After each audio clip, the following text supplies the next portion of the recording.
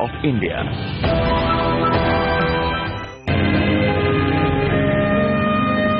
मैं यहाँ पर संविधान की अच्छाइयाँ गिनाने नहीं जाऊंगा, क्योंकि मुझे लगता है कि संविधान कितना भी अच्छा क्यों न हो, वो अंततः बुरा साबित होगा अगर उसे इस्तेमाल में लाने वाले लोग बुरे होंगे।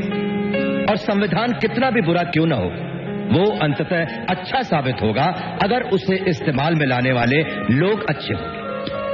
इसलिए जनता और उसके राजनीतिक दलों की भूमिका को संदर्भ में लाए बिना संविधान पर कोई भी निर्णय देना या कोई भी टिप्पणी करना मेरे विचार में व्यर्थ होगा। धन्यवाद। At the stroke of the midnight hour, when the world sleeps, India will awake to life and freedom. देश में आजादी की सुबह विभाजन की लकीर के साथ आई। बंटवारा सरहदों का ही नहीं हुआ, घमासान घर में भी था। मातृभूमि का दलित सपना तड़प रहा था। डॉक्टर अंबेडकर सदियों से पीड़ित शोषितों के लिए उम्मीद की नई सुबह थे। लोकतंत्र का जो सूरज खिला था, उसकी रोशनी दलितों की अंधेरी दुनिया तक पहुंचाने के लिए संविधान बना। धर्म और जाति की सदियों पुरानी जंजीर काटी गई, लेकिन 68 साल में जमीन पर क्या बदला? हमारे देश में आज भी जब आप किसी से मिलते हैं और पूछते हैं, तो जो शुरू में जो सवाल आते हैं उसमें वो क्या सवाल होते हैं? वो सवाल होता है कि आप कहाँ के रहने वाले हैं, आपका नाम क्या है, कहाँ के रहने वाले हैं। वो प्रश्न का अर्थ यही होता है कि आपकी जात क्या है। यह है महाराष्ट्र के भंडारा जिले का खैरलांजी गांव। 29 सितंबर 2006 यानी 10 साल पहले यहाँ एक दलित परिवार का नरसंहार हुआ था। हत्याकांड ने महाराष्ट्र ही नहीं पूरे देश को हिलाकर रख दिया। अपनी आंखों के सामने भैया लाल भोत मांगे ने अपने पूरे परिवार को कत्ल होते देखा। आज इस गांव में उसकी डरावनी यादों के सिवा कुछ बचा नहीं। हिंसा के बाद हौसला हारा, वो गांव से दूर चला गया। 6,74,419 एट्रोसिटी की घटनाएं, ये अपने आप में एक बड़ा चिंता का विषय है। इसमें 13,766 दलित मारे गए, उनकी हत्याएं हुई। 27,000 से ज्यादा दलित महिलाओं के साथ बलात्कार हुए। तो ये जो घटनाएं हैं, अगर हम इन घटनाओं को थोड़ा सा और इम्पैक्ट के तौर पे देखें, तो करीब 70 लाख लोग एट ए मिनिमम लेवल अत्याचारों से पिछले 25 सालों में प्रभावित हुए हैं। हत्याकांड के 10 साल बाद भी खैरलांजी के दलित अपने अगड़े पड़ोसियों पर भरोसा नहीं कर पाते। डर का साया इतना गहराया कि ज्यादातर परिवार गांव से पड़ोसी गांवों की बस्तियों में पलायन कर गए, लेकिन कुछ परिवार वहीं रह गए। डर के साए में आज वो कैसे रह रहे हैं, यही जानने CNBC आवाज की टीम खैरलांजी पहुंची। गांव के छोर पर हमारी मुलाकात हुई खोबरागड़े परिवार से। दलित होने का दंश क्या होता है, ये खोबरागड़े परिवार की शशि कला से सुनिए। हमारे कामकाज में दिक्कत आती, मगर हम अपने तरीके से वो दिक्कतें को पार रहे हैं। किस तरह की दिक्कत आती है? एक एग्जाम्पल। हाँ, हमारे काम में हर तरह की दिक्कतें आती है। कोई अच्छा काम करने का रहा तो हमें कोऑपरेशन नहीं मिलता हाँ। मगर कुछ कहीं अड़चने झेलने के बाद हमें कोऑपरेशन मिलता है। शशि कला के घर की दीवारों में खिल रहे सपनों और उम्मीदों की नई सुबह है शशांक खोबरागड़े। बाबासाहेब आंबेडकर यांचा जन्म 14 एप्रिल 1891 साली मध्य प्रदेशात इंदूर जवळ महू या गावी झाला। झोपड़ियों में पल रहे इन सपनों की राह आसान नहीं। महीने भर की मेहनत से परिवार सिर्फ 5,000 रुपए कमा पाता है, लेकिन आधी रोटी खाकर भी परिवार पेटे की दुनिया से अज्ञान के अंधेरे को हटाना चाहता है। वो उसको पढ़ाना चाहिए क्या? पढ़ाना तो चाहते हैं हम। हाँ। वो जहाँ तक जा सकता है वहाँ तक पढ़ाएंगे, गांव का नाम रोशन करेंगे, ये इच्छा है। खैर लांजी हो या देश के दूसरे गांव, हर जगह दास्तां एक सी ही मिलेगी। हकीकत तो ये है कि आज भी गांवों तक पहुंचते पहुंचते डॉक्टर अंबेडकर के सपनों का दम घुट जाता है। मूक नायकों को आवाज तो मिल गई, लेकिन स्कूल, पुलिस थाने हो या कारोबार, हर जगह पर आज भी भेदभाव खत्म नहीं हुआ। अगर जाति व्यवस्था का निर्मूलन करना है तो धर्म ग्रंथों को बारूद लगाने की जरूरत है। National confederation of Dalit organisation की रिपोर्ट कहती है, देश के करीब 37.8% गांवों के सरकारी स्कूलों में दलित बच्चों को अलग से बैठाया जाता है। 33% सरकारी हेल्थ कर्मचारी दलितों के घर जाने से मना कर देते हैं।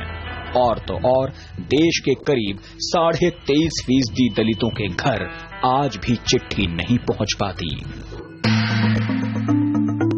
इस हकीकत से हम खैर लांजी में भी रूबरू हुए। शशिकला ने आंगनबाड़ी सेविका की नौकरी के लिए आवेदन किया। महीनों तक उसके पास कोई जवाब नहीं आया, जबकि गांव के गैर दलितों के घर चिट्ठी आसानी से आ गई।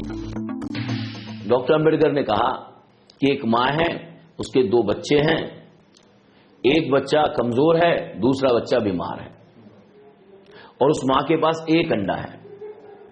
तो उस माँ को तय करना है कि अंडा किसको देना है। और उसमें हमारा मानना यह है कि माँ जो अंडा देती है वो कमजोर बच्चे को नहीं देती, वो बीमार बच्चे को देती है। हमारे यहां प्रॉब्लम यह है कि अंडा आप आधा आधा दे रहे हैं। आप न्याय दिखाने के चक्कर में आप अन्याय कर रहे हैं। सच तो यह है कि हिंदुस्तान के ग्रामीण समाज की कोई एक इकाई नहीं होती। इसके 2 बड़े बड़े हिस्से हैं, एक सवर्ण और दूसरे अछूत। नागपुर के गोपाल राजवाड़े की कहानी भी कुछ ऐसी ही है। गोपाल 7 साल से नागपुर साईं मंदिर में नारियल फोड़ते थे, लेकिन अब अचानक से इस काम के आगे जाति की दीवार खड़ी हो गई। शाम के साहब आए तो मैंने सेवकार से बात करा, मैं और मेरा जोड़ीदार गया था, तो हमने बात करा साहब क्या होगा, तो बोले तुम दोनों नारियल नहीं फोड़ना। तो बोला ऐसा कैसे नारियल नहीं फोड़ेंगे? तो बोले तुम अपना साफ सफाई काम करते हैं, सिपर का काम करते हैं, तुम नारियल नहीं फोड़ना। बोले ऐसा नहीं चलता साहब। बोला हमको 5 साल हो गया, हमको 7 साल हो गए, कोई ट्रस्टी ने हमको मना नहीं करा। अरे हमको मना कर रहे नहीं, आप वो बोले तुमको मेरी सुनना पड़ेगा। बोला ऐसा होता नहीं, आप जातिवादी बात कर रहे हो। बोला साहब बोला कभी भी अपर कास्ट के घर गए तो उन्हीं की चारपाई पर दलित को बैठने का अधिकार नहीं था। जाति को डॉक्टर अंबेडकर इंसानियत का सबसे बड़ा दुश्मन मानते थे। इस बंधन ने मनुष्य को बांटा। जमीन, हवा, पानी, सब जगह दलितों पर बंदिश थी। सवर्ण जो है वो शासन करते हैं और मालिक हैं, जबकि अछूत उनकी खानदानी गुलाम प्रजा है। तुम किस जाति के हो? गांधी आजादी की लड़ाई लड़ रहे थे तो अंबेडकर नागरिक हकों की लड़ाई में जुटे थे। मंदिर में प्रवेश की लड़ाई थी तो गांव के कुओं तालाब से पानी के लिए सत्याग्रह भी करना पड़ा।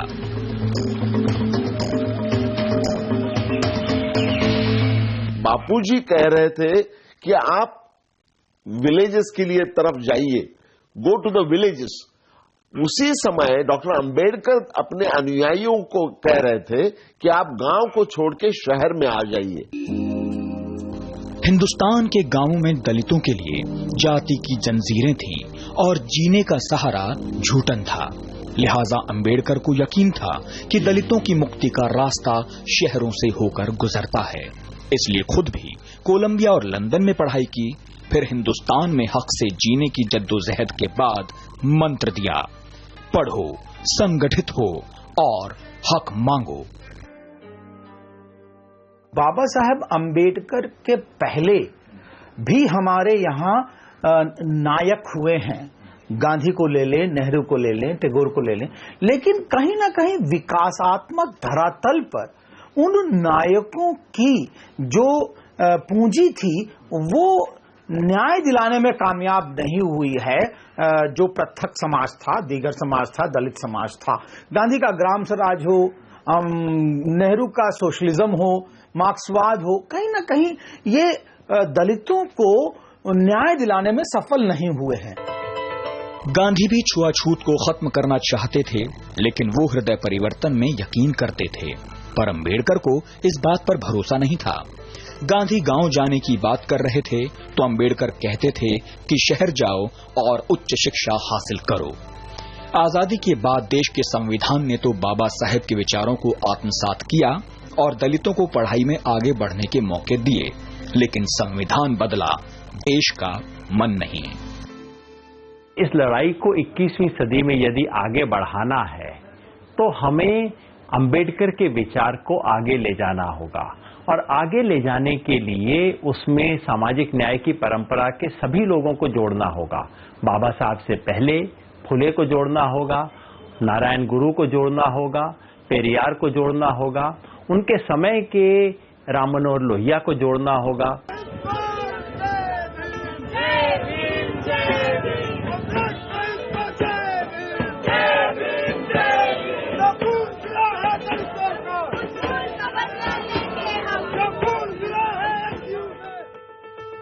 हैदराबाद यूनिवर्सिटी में रोहित वेमुला की खुदकुशी शिक्षा के मंदिरों का ऐसा ही सच उजागर करती है। मेरिट लिस्ट में शुमार होने के बाद भी रोहित के सामने जाति रोड़ा बनी रही, ठीक उसी तरह जैसे अमेरिका की कोलंबिया यूनिवर्सिटी और लंदन में पढ़ने के बाद वतन में कभी अंबेडकर किराए के घर के लिए जद्दोजहद करते रहे तो कभी दफ्तर में प्यास की तड़प बुझाने के लिए बगावत। तो मेरा सुझाव है कि आप अपने घर से पीने का पानी लाएं।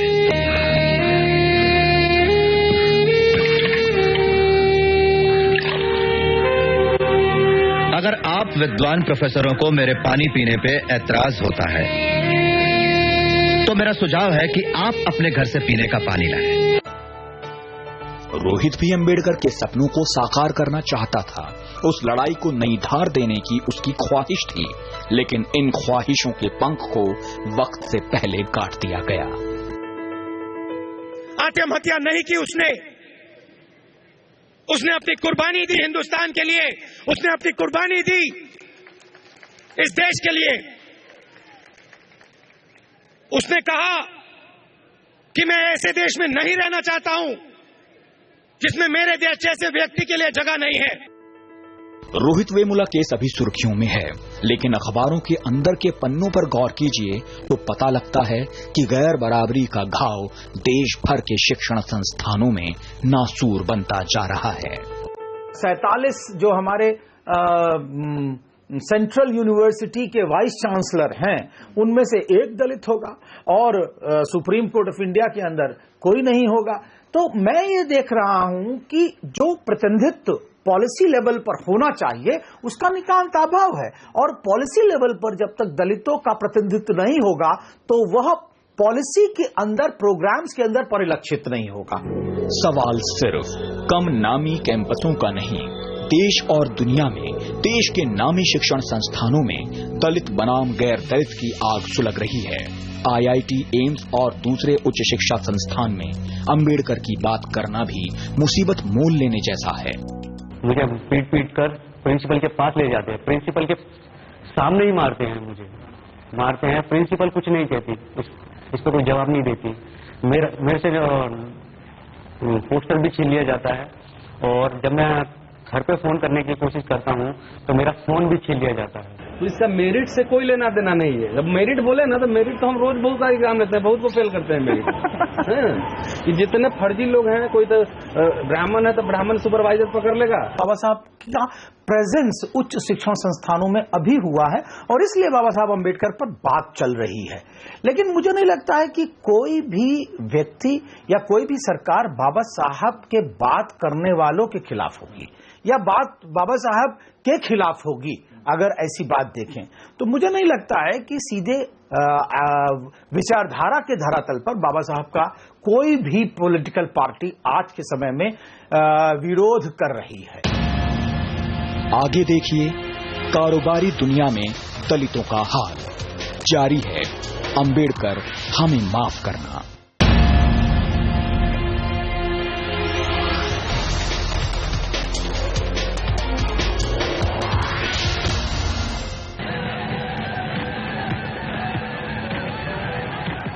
दलित समाज का इतिहास आजादी पर बेड़ियां कसे जाने का इतिहास है। दूसरे के हुक्म पर अमल करना समुदाय की तकदीर थी, पर बेहतरीन अर्थशास्त्री होने के नाते अंबेडकर ने गढ़ा था दलितों की आर्थिक मुक्ति का अर्थशास्त्र।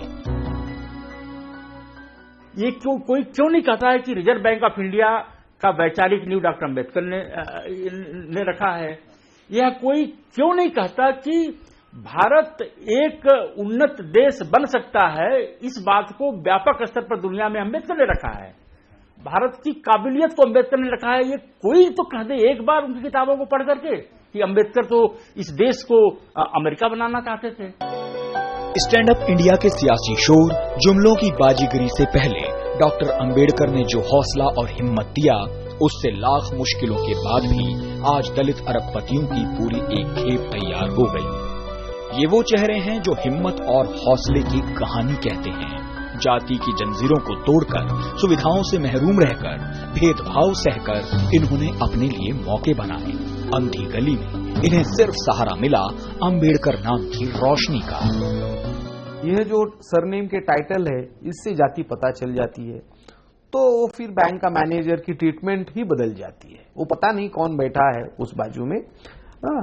फिर अगर कुछ टाइटल्स ऐसे हैं कि जिससे जाति नहीं पता चलती, जैसे भोसले है जो अपर कास्ट में भी है, गायकवाड़ है वो दोनों में भी आता है, तो उससे जाति पता नहीं चलती। फिर वो उसका एड्रेस ढूंढते हैं, फिर एड्रेस के ऊपर अगर लिखा है अंबेडकर नगर है तो ही आइडेंटिफाइज दैट दिस गाय ये दलित समाज का है। तो ऐसे बहाने बहुत है बैंकों के पास लोन न देने के शेड्यूल कास्ट और शेड्यूल ट्राइब। अंबेडकर मैनिफेस्टो में इंडस्ट्रियल एंटरप्राइज पर जोर था। कैपिटलिज्म में दलित मर्सिडीज खरीद सकता है और ठाकुर साहब को अपना ड्राइवर बना सकता है। एक बात तो ये किया कैपिटलिज्म ने कि आपका जो सोशल मार्केट है, चाहे कितनी भी बड़ी आपकी चुटिया हो, कितना भी बड़ा जनेऊ पहन रखे हो, अगर हाथ में पैसा नहीं है तो आपको दुकानदार मोबाइल नहीं बेचेगा। देखिए, मुझे लगता है कि जो प्राइवेट संस्थाएं हैं उनके अंदर अभी तक दलितों का कोई प्रतिनिधित्व नहीं है, और इस बात से ये बात प्रमाणिक होती है कहीं ना कहीं कि दलितों के अंदर जो प्रतिनिधित्व दिया जाना चाहिए था, संविधान सम्मत वो प्रतिनिधित्व नहीं हुआ है। ये विडंबना नहीं तो और क्या है कि अंबेडकर पूरी जिंदगी हिंदू धर्म की सबसे बड़ी बुराई जाति प्रथा से लड़ते रहे। दिसंबर 1956 में अंबेडकर दुनिया छोड़ गए और इससे ठीक 2 महीने पहले अंबेडकर ने बौद्ध धर्म को अपना लिया। शरणं गच्छामि धम्मं शरणं गच्छामि संघं शरणं गच्छामि। अंबेडकर का बौद्ध बनना जन्म के बंधन और जाति की गुलामी के खिलाफ बगावत थी। हालांकि मैं हिंदू पैदा हुआ हूं, लेकिन मैं भरोसा दिलाता हूं आपको कि एक हिंदू के रूप में हरगिज नहीं मरूंगा। डॉक्टर भीमराव अंबेडकर की 1932-33 से उन्होंने चेतावनी देना शुरू कर दिया था हिंदू समाज को कि हिंदू समाज में सुधार आया। जब सुधार नहीं आया तब थक करके या जब असफल हो गए तब जाकर के उन्होंने बौद्ध धर्म को अपनाया। बौद्ध धर्म इसी मिट्टी का धर्म है और बौद्ध धर्म में अंधविश्वास नहीं है।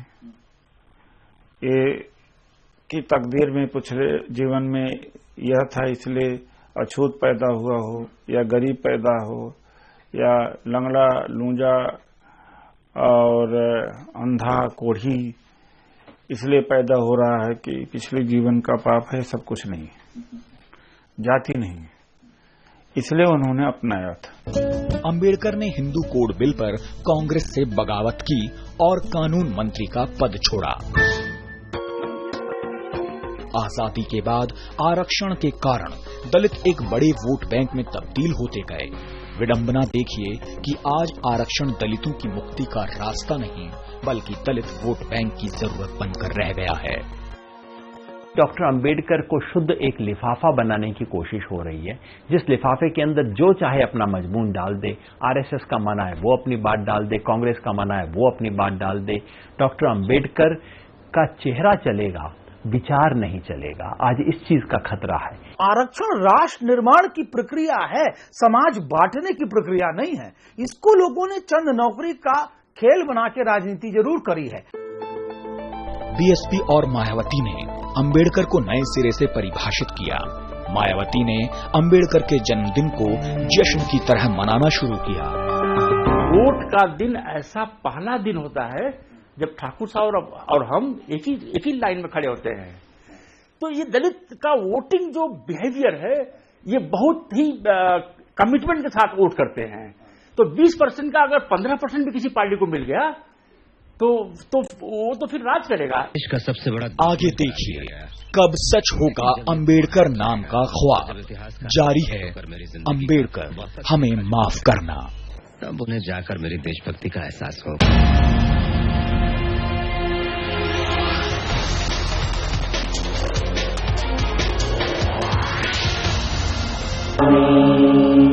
अंबेडकर आज पार्टी के एजेंडे में है, लेकिन अंबेडकर के सपने को सच करता कोई नहीं दिखता। ताज्जुब ये है कि अंबेडकर की शख्सियत को अब दुनिया भी नई रोशनी में देख रही है। यूएन में अंबेडकर जयंती मनाई जा रही है। वो गांधी, मंडेला और मार्टिन लूथर किंग की कतार में शामिल हो गए हैं। दुनिया की हर चीज जिसमें कुछ होता है उसका फैशन बनता है। सवाल वो नहीं है। सवाल ये है कि जो लोग डॉक्टर अंबेडकर की विरासत में, उनके विचार में विश्वास करते हैं, क्या वो लोग उनके विचार की धार को, उसके पैनेपन को, उसके सच्चाई को, उसकी प्रामाणिकता को बनाए रखना चाहते हैं? क्या वो उसको बनाए रख सकते हैं? क्या वो कम से कम एक ऐसी छोटी धारा बना के रख सकते हैं जहां उनके विचारों को आगे बढ़ाया जा सके? ये सच्चा इम्तिहान है। अंबेडकर की जिंदगी पर बनी बायोपिक को 14 साल तक दूरदर्शन पर दिखाया नहीं गया। जब आरटीआई के जरिए इस पर सवाल उठे तो संविधान दिवस यानी पिछले साल 26 नवंबर को राज्यसभा टीवी पर इसका प्रसारण रात में हुआ और अब अंबेडकर की 125वीं जयंती पर इसे दूरदर्शन पर दिखाया जा रहा है। दलितों के सूखे सपनों में रंग भरने के लिए अंबेडकर ने जो कुछ किया, इस पर अंबेडकर ने खुद कहा था कि एक दिन इतिहास उनको जरूर समझेगा। इसमें कोई अतिशयोक्ति नहीं कि आज इस देश के हिंदुओं के दिल में सबसे ज्यादा नफरत मेरे लिए है। मुझे देशद्रोही करार दिया गया, नाशक ठहराया गया हिंदुत्व का, इस देश का सबसे बड़ा दुश्मन करार दिया गया। लेकिन जब ये धुआं हट जाएगा और जब इतिहासकार निष्पक्ष होकर मेरी जिंदगी का वापस लेखा जोखा करेंगे, तब उन्हें जाकर मेरी देशभक्ति का एहसास होगा। ऐसा अगर नहीं हुआ तो? नहीं हुआ तो मैं परवाह नहीं करता। मैं जानता हूं कि पीड़ित वर्गों का मेरे काम में असीम विश्वास है।